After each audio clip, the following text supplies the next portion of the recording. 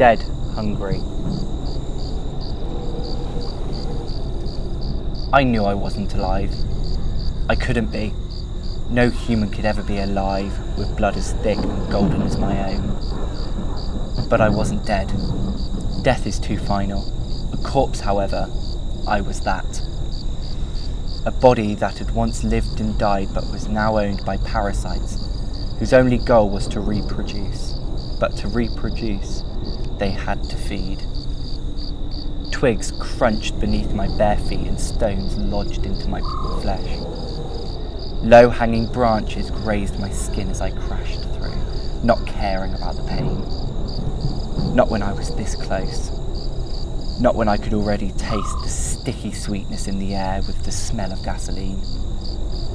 It was decadent, so deliciously enticing that nothing else could ever compare. It had been too long since I'd last fed, and the frail woman was barely large enough to constitute a snack anyway. I remembered the way her skin felt across my tongue, rough and coarse like leather, yet cold beneath my breath. I remember the way her bones snapped so easily beneath my teeth, and the way her eyes shone with fear even after being plucked from their skull. The plague was churning in my veins, demanding its cannibalistic nourishment. I was already gnawing at the side of my cheek, ripping fleshy piece by fleshy piece to feed the cravings. I had to be careful though.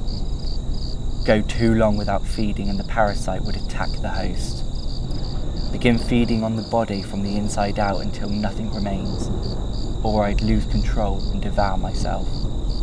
Either way, not exactly favourable.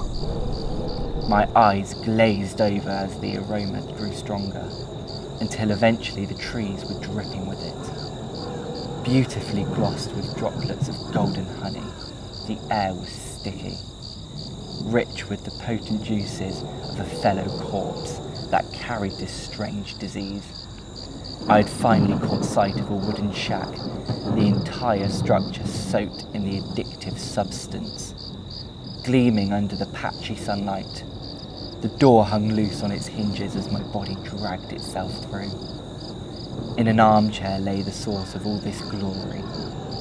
A man, with the flesh of his stomach peeled off and the remnants of his arms littered around his mouth. The honey evaporated off him like steam, ready to infect any living human that may stumble upon it. Now he was dead, which meant all that there was left to do was feast. Stepping forwards, my nails dug into the mangled stumps of his arms, scraping up the cold flesh beneath them. And then, one by one, I scraped each fingertip clean with my teeth.